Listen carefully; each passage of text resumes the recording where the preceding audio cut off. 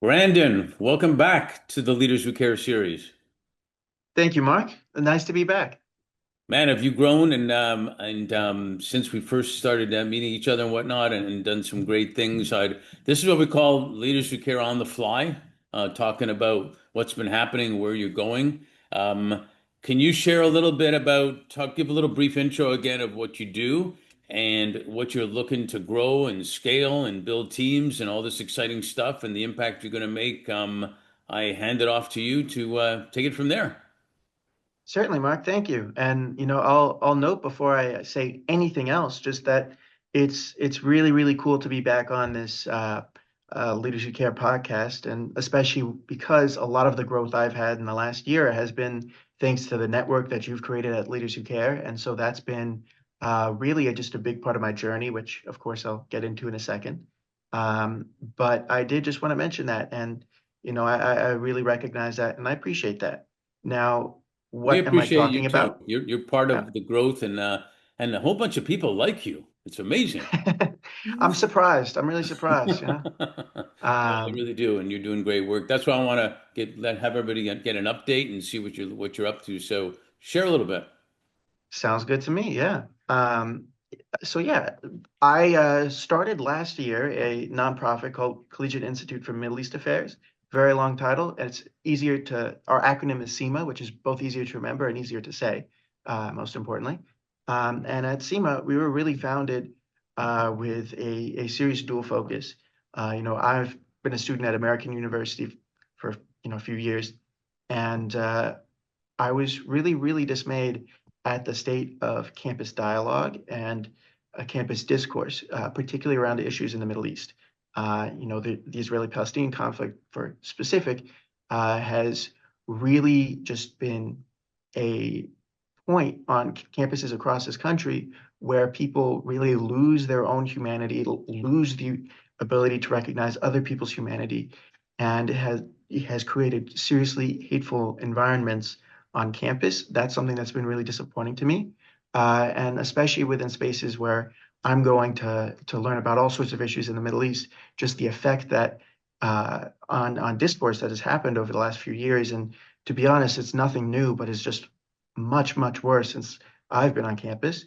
Is something that's really disappointed me, and what I have very much wanted to do with my organization is just create somewhere that students across this country have the opportunity to engage uh, in spaces that are not conducive to the hate that is unfortunately far too common on campus, and create somewhere where they have exposure to subject matter experts, to all sorts of academic opportunities, and really just have a nonpartisan space where people of different perspectives can do something crazy, which is actually talk to each other, Yeah, and that's learn from really each other. crazy. That's Yeah, you mean like yeah. active listening? Is that what you're talking about?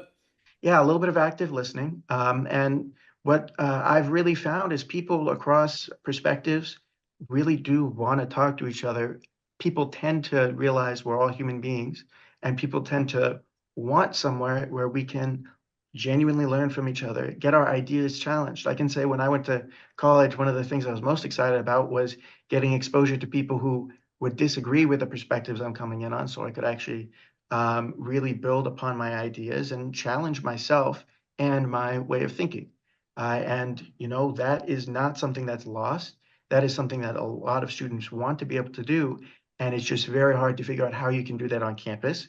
What we seek to do is not change the campus's entire dynamic, because that's a little bit out of my own wheelhouse. But what I can do is work with students across this country to make sure that they have the opportunity to build their own spaces on campus where we can learn about a whole host of issues, engage in academic rigor, engage each other, and really build outside of this hateful environment and push back on so much of the problems we have on campus, not by saying, I want to fight this, but by saying, I want to engage with each other and build something new. And that's something that we started last year officially. And I was very excited when I first launched, as I started to allude to before. You were one of the first people I spoke to. And over the last year, we've hit 13 campuses in 10 different states. And something I do want to acknowledge is I'm very much at the start of my journey, and I definitely have a lot to learn. But the benefit of where I'm at is I have a lot of energy, and I'm very close to the ground of the problems that we're seeking to solve. And one of the big things over the last year that I'm incredibly grateful is this is far from a one-man show. That's something I'm grateful for. This isn't just my mission or my vision anymore.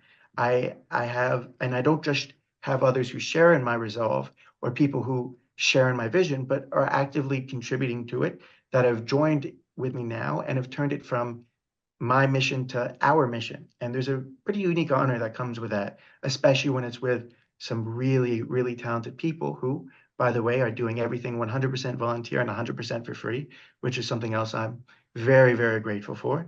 By the way, Eh, I'm a good interrupter, right? I'm going to interrupt for a yes, second.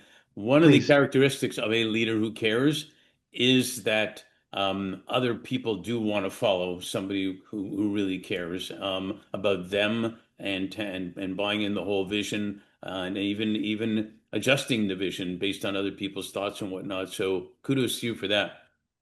Thank you. Thank you. No, it's been an honor of mine. And you know, I, something I want to emphasize also is the way we're able to host these spaces is by ensuring nonpartisanship, and that this organization isn't here to tell anybody what to think or how to think. It's about giving you different perspectives, and you can do what you want with that.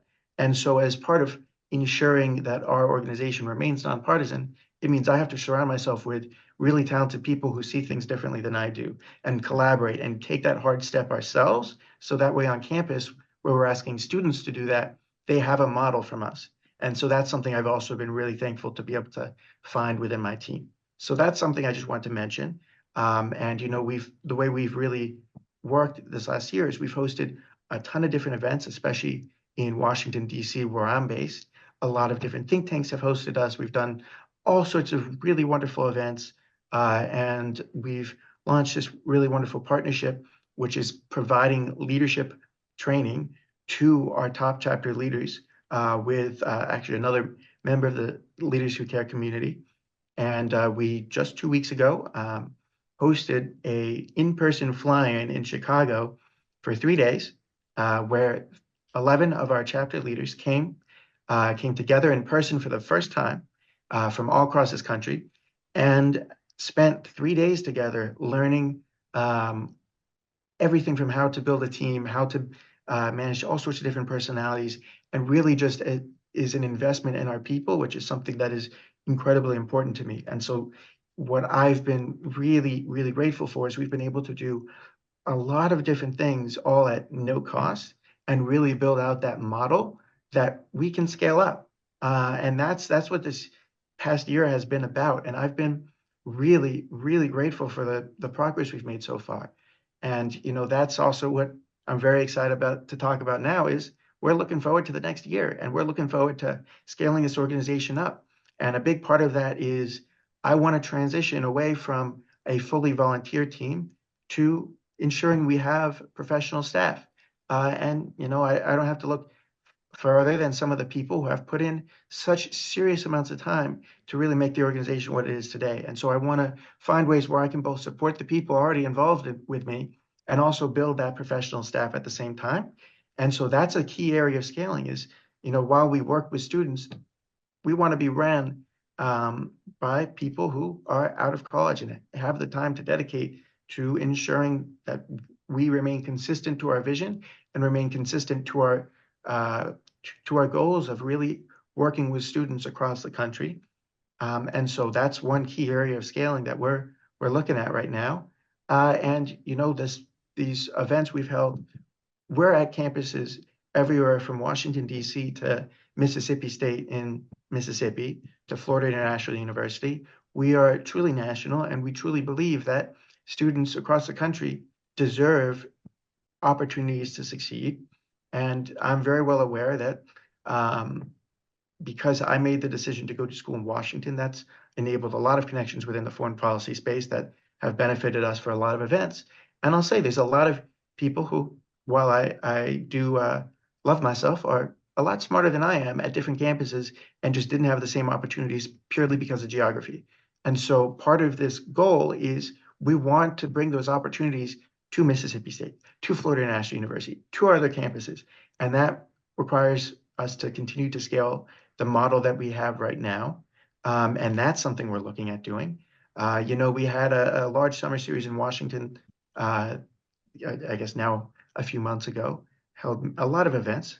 We want to scale up on this, and we want to scale not just on events, not just in our team, but also in our capacity to support the people on all sorts of different campuses and give them access to more and more opportunities, So I'm whether that be guessing joint fellowship programs. I'm Yeah, please, interrupting again, one of my skills. please. I'm guessing that means you need talent. You also need to formalize, I guess, unless you've got it already, tools and resources to offer, every people in the organization to be better as who they are and things of that nature. Have you thought of um, putting out a word in the alumni of the universities that you're in already to people maybe that can work full time because or can maybe recommend people to work full time and things of that nature and potentially even sponsor.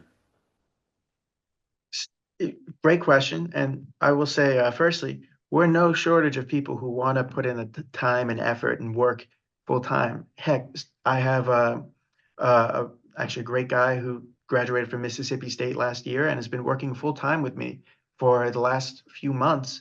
Or he's been working for a year, but full time since he graduated in May, with the whole hope of, joining on full time on the team. And he's been doing it for free right now. And so as far as finding those professional staff, this is a vision that people have gotten behind already. And I think the key hurdle for the professional staff is making sure I can actually pay the professional staff. That's kind of my next step there. And once that hits, then I will say, as far as finding the people to work with me, I would say that's not where the progress is needed. Thankfully, we have incredibly serious people who have also reached out, beyond the people working with me now. So that's something I want to mention. Secondly, as far as reaching out to alumni at different colleges, the way we sort of work is, I understand how things work at American University. I understand how things work at other DC schools. I not for a second I'm going to tell our person in, say, Emory how he should run his chapter, because I don't know what's going on at Emory the way he would. And so what we do instead is we seek to empower the students who are active on that campus, who have taken a leadership role and have dedicated time to us, to further build out their chapter, build out their support systems how they see fit. And so we work directly with students to also then engage, whether it's faculty, alumni, and we really work, I would say, through our people at each university, as opposed to being an outside force coming in. That's been a big secret strategy of ours that has had a lot of effect, because what we've learned is there's a real power to giving people the opportunity, in their own communities, to better their own communities. So, And so we've quick found a lot of question, success that quick way. question Yes. again before we run out of time. So are you looking for, you're looking to be able to do that, have people come on full time, if you will, professionally. You're looking for sponsors, and you could have local sponsors for the local chapters, or you could have national sponsors, right? Yeah, yeah, we're looking for both. And what I would say is, for our different campuses, like the way we work is, some universities will fund a lot of programming on their campus. And so whenever possible, we work through the universities in that way. Hmm. So then we can take advantage of funds that are meant for opportunities like what we provide. And in many cases, campuses don't have resources like that. And that's when we're expected nationally to be able to have resources to provide. So reason I make that distinction is just, we are looking for sponsors everywhere. We have, I I should say, I've been incredibly impressed with the people who are working on this vision and building out, not just an idea, but a reality in operations across the country. And so we are looking at every step of the way for people both to sponsor and also always for advice. Because as I mentioned, I'm early on in my journey. I'm incredibly honored and grateful for the progress we've made so far and the people working with me. But I'm always looking for more people who have, even if it's as simple as some advice, any sort of sponsorship in that way. There's always more I can learn. So first of all, we'll have to put out where someone could contact you to sponsor, and also can you share in a couple of minutes what the benefit is of somebody coming in to sponsor in your organization? Yeah, yeah. No, I mean, what I will say is what concerns me most is this sort of hyperpolarization, this increase in hate on college campuses. And unfortunately, when there's hate there, that's something that will just continue to spread and to fester. And what I want and what we seek to do here is create opportunities for the future leaders of this country to be able to engage deeply. And so by sponsoring us, it's also sponsoring the future of uh, many currently young leaders and future leaders, current leaders. Um, Really, what we are seeking to do is push back against so much of this hate and create somewhere that students actually feel safe. People, regardless of perspective, who in many cases feel persecuted, often are persecuted, actually have somewhere to go where we can feel safe. You know, student safety is a serious concern now. There's just so many issues on campus. It's very sad to say, and many campuses are seeking to resolve these issues in their own way. And we're seeking to help in that. So, Um, so a mhm. sponsor will have the benefit of engaging and being exposed, if you will, to a university audience, if you will, young people, Yes, yes, have a part and a benefit of helping mold and shape and educate and the future leaders of their community and probably beyond, which is actually both good for business and for their social impact at the same time. definitely. And what I'd say is we have a simultaneous focus on the future and the now. The future being we want to invest in leaders who can go beyond the hateful rhetoric that concerns all of us and uplift the people who can go beyond so much of the hate that we see. That's our future focus. And the focus on the now is the same people we are uplifting, we aren't uplifting them because we think that they're going to succeed later in life. We're providing them with space and opportunity and resources because we know they're people who aren't going to succeed later. They're doing so now. And those are, and we are more than happy to connect between sponsor to student and really provide that opportunity to um, see things really flourish in our community. So you're bringing them together with respect to the Israeli-Palestinian Middle East focus, but it also is going to be valuable for just anybody coming together in the world, not just that this is One that's the place you're starting. 100%. And I should really emphasize, the Israeli-Palestinian conflict, that's where so much hate has stemmed. And so, of course, we seek to create somewhere where when we discuss that issue, people actually feel safe. But we also, there's the Middle East this is how I like to describe it. The Middle East is a very big puzzle, and the Israeli-Palestinian conflict is one piece of that bigger puzzle. And so we want to talk about that piece. When we talk about that piece, we want it to be done civilly. We want it to be somewhere where people can genuinely learn.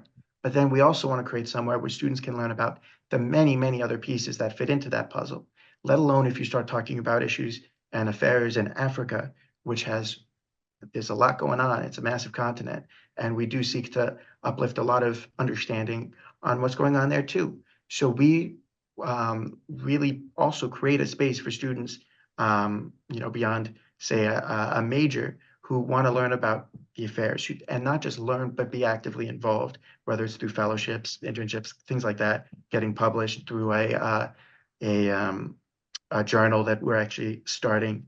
Um, we go far beyond that, and we So want so somewhere the where people can learn. opportunity I'm interrupting again. The opportunity Yes, of course. is you can actually be creative. It's not just here's your task to do it. There's so much opportunity to think and add to and contribute and ideate and everything in your organization. Yeah, yeah. And what we want is, it also to be based off of where students are and meet them where they are. And so if we have a pretty large, say, focus on Africa on a campus, it's because that's where students really want to spend time to learn and grow in their opportunities. And so we've left it purposely broad because there's so much going on and there's so much that's not talked about that really should be talked about. And so that's where we've left ourselves very broad so we can engage in that at the individual level and at the community level. So at the end of the day, they all need to take non-flict, basically. They have to learn Yeah. that conflicts are just different ideas. And if we actively listen to each other, we can go a long way. It doesn't mean we have to always agree, but it is a way forward that's beneficial to everybody. It certainly is, yes. And we believe that we can really create a lot of clarity on campus if we can be that place where people can come together, not just learn from each other, but also have exposure to all these different perspectives. It really does add a lot. And just to add one more point before we tell them where they can reach out to, it's a great education just for their careers, their future, their careers on how to do what you're doing. It'll be a differentiation for companies, for entrepreneurs or whatnot, to see the people that have gone through this, the advantage they have of what they've learned by working with you. Most definitely. Most definitely. Um, So yes. where do And people go? Just put it out there. Where can people contact? Who do they ask for? What flag do they put up? Who do they send the message by carrier pigeon to? How do they get in touch with you? wonderful question. So a few different ways. More than happy to take any emails, which we can, I guess, put in somewhere Tell them what on it is anyway, and right now. attach. Yeah, yeah. It's b.leach. Leach is spelled exactly like bleach without the B. And then just at CIMA, our acronym, CIMEA online.com. That's my email. More than happy to have anybody reach out to me. And you could also look at our website where there's also going to be contact information where you can copy and paste it as well. It's CIMEA online.com. That's our website. Love to hear from each and any one of you. All right. Well, I encourage everybody to contact Brandon all at the same time, just so see which one he Please. picks up first. And Yeah. again, you're doing great work, and bringing people together like that is so important, especially right now. So thanks for sharing that. We'll put the message out too. And as always, thanks for being a leader who cares. Well, Mark, thank you. Thank you. Thanks for taking the time to bring me on. You got it, man.